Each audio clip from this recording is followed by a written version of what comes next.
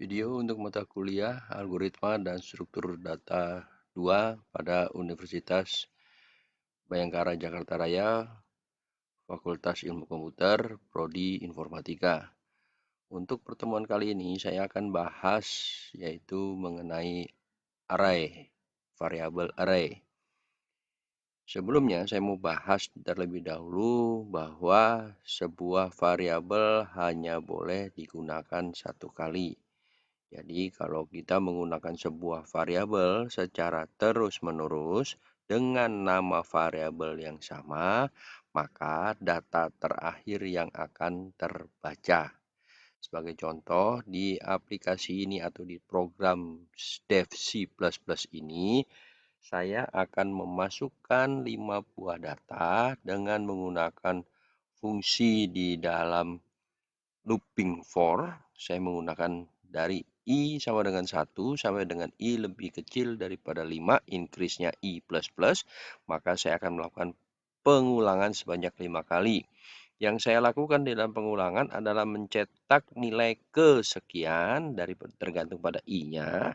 Kemudian saya memasukkan data N. Namun sebelumnya, karena saya menggunakan variabel I dan variabel N, maka saya harus identifikasikan tipe datanya terlebih dahulu, baik itu untuk N, baik itu I. Sedangkan untuk J, saya pakai untuk melakukan identifikasi pada fungsi output. Jadi, kalau program ini saya jalankan,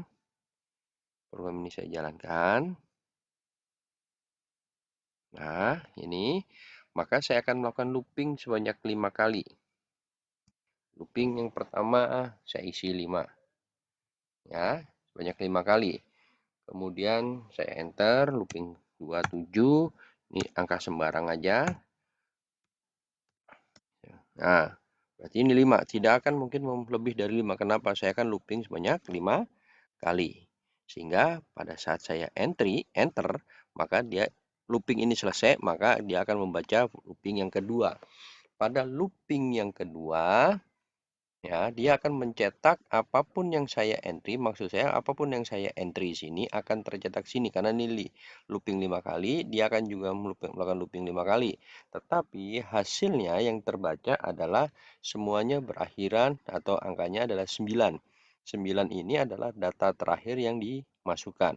Ini membuktikan bahwa sebuah variabel apabila kita gunakan nama variabelnya sama, tetapi isinya berbeda, kalau kita menggunakan seperti itu, maka data terakhir yang akan terbaca. Di sini adalah 9 ini yang akan terbaca dan akan ditampilkan. Bagaimana supaya ini data ini tetap terbaca? Bagaimana? Maka supaya data entrian ini tetap terbaca, maka kita menggunakan variabel array. Program ini saya rombak sedikit. Saya sudah membuat. Yang pertama adalah karena saya akan melakukan looping, saya tetap menggunakan fungsi looping I dan fungsi looping yang di variabel J, maka saya lakukan identifikasi I dan J untuk bentuknya integer. Sedangkan karena saya akan membaca looping secara terus-menerus, maka seperti ini, saya akan membaca ini secara terus-menerus, maka data yang N ini, yang I ini harus saya menjadikan variabel ini menjadi variabel array. Beda dengan yang tadi di depan. Nah, seperti ini. Hanya N saja. Tetapi kalau ini N ke I, nah ini membaca N ke I, berarti ini adalah N ini adalah variabel array. Identifikasinya adalah N, bentuknya integer. Saya kasih kurung 10. Berarti data itu dapat dimasukkan N itu sejumlah maksimal adalah 10. Demikian juga untuk outputnya. Saya gunakan looping N ke J. J-nya adalah 1 sampai dengan 5. Berarti kalau ini nanti saya execute, saya jalankan, saya compile, kemudian saya running, saya masukkan datanya ngacak. Seperti ini, katakan, saya masukkan 5, 4, 7, 6, 9, maka hasilnya tetap bisa menampilkan. Kenapa bisa seperti ini? Karena saya menggunakan variabelnya adalah variabel array. Ya, jadi kalau data ini pengen tetap dibaca sesuai dengan entrian kita, jangan lupa pertama, identifikasikan terlebih dahulu nama variabelnya, kemudian berikan kurung 10. Apakah harus 10? Tidak. Mau 100 boleh, mau 1000 boleh. Artinya, variabel n ini dengan tipe integer dapat menampung data sebanyak 10 kali atau 10 data. Untuk penyebutannya, karena variabel array pasti menggunakan fungsi looping. Silakan Anda boleh looping for, boleh looping do while atau while do, silakan. Boleh, sama saja. Metodenya sedikit tampilannya atau metodenya sedikit berbeda untuk untuk while do dan do while. Oke. Sekarang bagaimana apabila data itu terdiri dari lebih dari satu? Kalau ini kan cuma satu, n saja yang di entry. Bagaimana kalau data ini lebih dari satu? Polanya sama. Polanya sama. Saya kasih contoh yang program 4 strip 3 ini. Ya.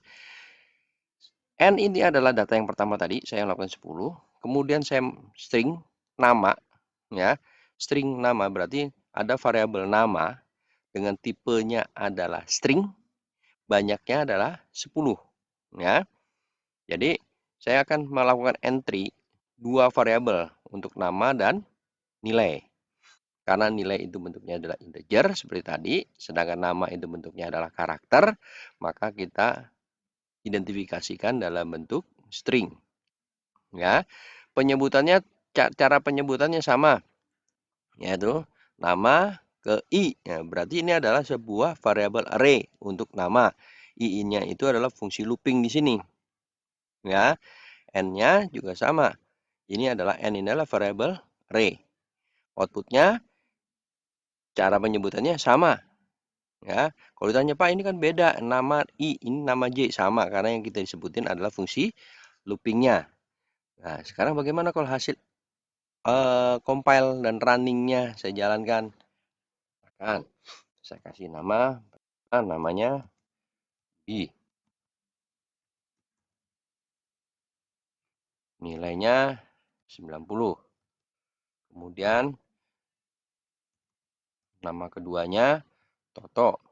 Ini 70. Kemudian Yopi. Ini 80. Kemudian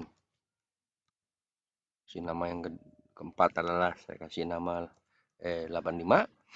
Kemudian Riko terakhir katakan ini 70. Ya. Apakah cukup 5? 5 karena ini adalah loopingnya sebanyak 5 kali. Ya. Loopingnya sebanyak 5 kali. Pak kalau bisa berubah-ubah ya silahkan lakukan algoritma sendiri untuk menentukan loopingnya ini sampai berapa. Gitu kan ya. Kemudian hasil entrian ini, yang ini adalah tampilan ini adalah menampilkan hasil entrian yang di sini, proses entrian ini. Kemudian saya ingin menampilkan. Berarti tinggal di entry di sini. Ya. Nah, ini hasilnya. Sama persis nama pertama Budi, di entry-nya, di output-nya adalah Budi. Ini 90, 90 yang terakhir Riko 70. Inilah yang menyatakan bahwa sebuah variabel array bukan hanya satu yang ditampilkan atau diidentifikasikan. Kita bisa lebih dari satu. Seperti ini.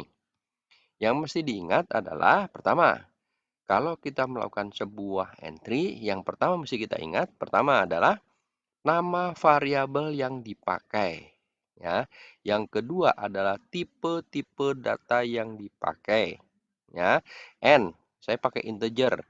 Nama, saya pakainya string.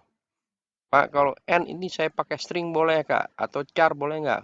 Boleh jawabannya. Tetapi ingat, karena bentuknya numerik, harus kalau tidak integer, satu lagi adalah float. Boleh long in, tiny in, silakan Anda baca. Tapi bisa integer, float. Float itu ada angka desimalnya. Nama itu pasti pakainya adalah string. Kalau saya pakai data lebih dari satu di entry, maka kita harus gunakan variabel array. Nah, ininya identifikasinya. Kemudian pada saat entry juga sama, kita harus pakai menggunakan looping. Kemudian saya pakainya adalah, ini adalah untuk baris ke-12, ini adalah penyebutan untuk variabel-variabel array. Maka program ini kalau saya jalankan akan menghasilkan tampilan seperti ini. Oke.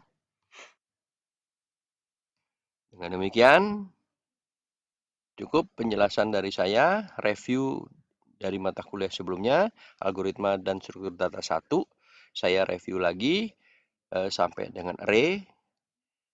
Kemudian kita minggu depan sudah masuk ke dalam materi struktur data. Kita tetap menggunakan C++ untuk implementasinya.